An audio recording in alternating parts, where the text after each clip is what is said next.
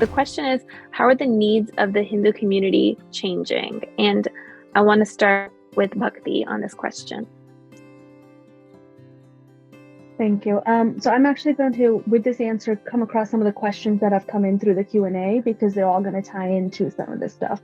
So we've talked a lot about the needs, meaning the approach on how a different generation learns versus, older versus younger generation approach on our traditions and values, and the need for adjusting those. And I love that example, Shrey, so much. And it's the same thing with festivals, right? So I like in my husband's family, they celebrate Karva Chauth, but living in this day and age as a strong female, thinking about the fact that I have to fast for my husband, oh goodness, that just makes me cringe a little.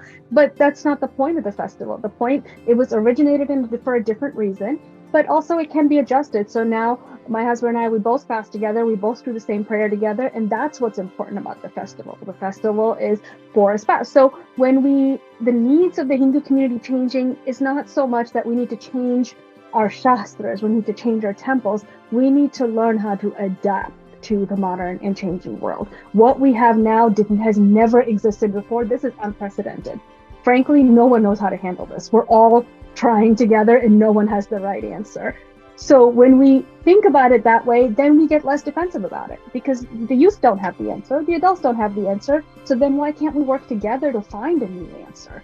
So the needs are changing in the sense that there is more need than ever for a collective effort than everyone doing their own thing. An example I'm going to say is one of the questions that came in is, how are other religions managing so well? Well, let me tell you, they're not. We only hear what the media tells us. If you actually go down into the gist of it, every faith, every religion is facing the same problem. The slight difference with certain are, if there's a majority, then they may not have as big of a problem versus if they're a minority. But let me give you an example of, it feels like a lot of people of Islamic background, Judaism, all of them, they seem a little bit stronger. And there's a reason for that, because their teachings are consistent.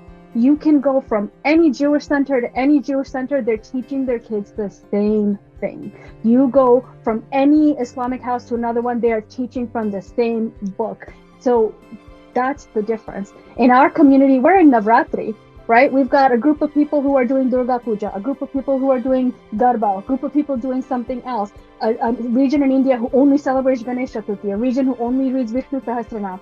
We don't even have consistency in our teachings. How can we have consistency as a community, right? So the idea is, all of these rituals are great. The traditions are great. It's important for us to continue our heritage, but we have to go back to our foundational teachings, which are things like our shastras, like our Vedic teachings, our Upanishads, our Gita. Those are not based on regions. Those are not based on traditions. Those are based on knowledge. So when we start reverting back our own education process into the foundations, then it will be easier to have a comprehensive effort going forward. Because like Malika said, kids growing up here, I've been asked this at school, I grew up here. I was a middle schooler during the time of 9/11. That was very formative. I was called out for my skin color. I was called out for being brown. And so for me, it was so important for me to understand, because that's why there's a big generation of people who are turned away, because they never got the answers they needed during a time where they were being criticized.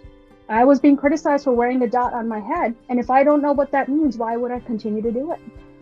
So if we don't have consistent answers to the same questions, why will there be sustainability going forward?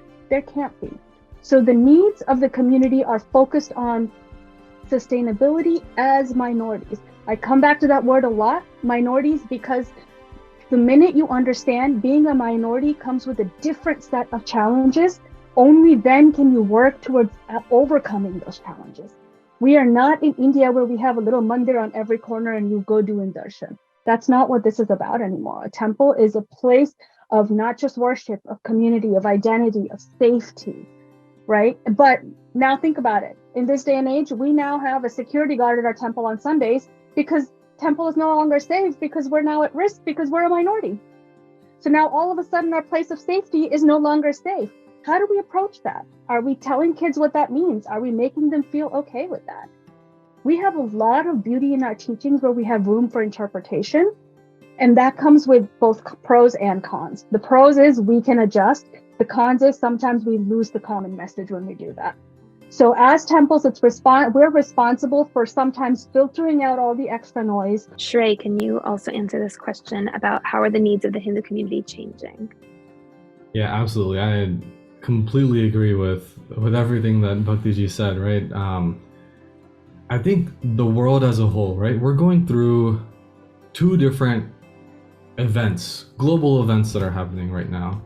The information age, where everything can be found on Google, right? Google answers more questions about our culture than our parents and grandparents did, which is amazing because we have access to it, but it's actually pretty terrifying because anyone and everyone can put their answers on a website and anyone can access it, right? So there's so much good things that has brought to us, but then we got to be careful how often it's used. And the second thing, so we have the information age, and the second is extremism, and we're seeing it in every culture, in every religion, all around the world. And I think, similar to what Bhakti said, I think there is so much diversity in how we celebrate festivals, celebrate and understand our scriptures, which is very, very powerful. But at certain points, it's also leading to barriers between communities, right? We're not seeing, we're seeing only certain groups of people welcome at temples, or we're seeing like, oh, this temple is more for Tamil families. This temple group or association is more Gujarati families, right? That kind of segregation is what's holding us back. And I think to get to it, right, if we get into what the Gita says of Sarvasya Chaham Hridi Sannivishta, that there's that same God within everyone, and if we keep the fundamental values from our scriptures instead of other texts, then I think, and other information sources, then I think that's the way we move forward, right? That's how we can build unity and avoid being like, oh, that person goes to the Chinmaya mission, so like that's their group. I'm gonna sit at the table where they go to, somewhere else. And I think the only way we can get over those kinds of barriers is if we have a good understanding of what our scriptures actually say, the Ved, Upanishad, Gita, and are able to convey it to people of all generations. And like we were saying in the comments, right? It's perfectly fine if we don't know the answers, but we're going to get asked the same question again.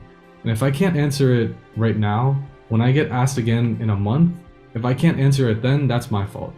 So we need to have the curiosity and the initiative to build that kind of curiosity based off of what the scriptures say.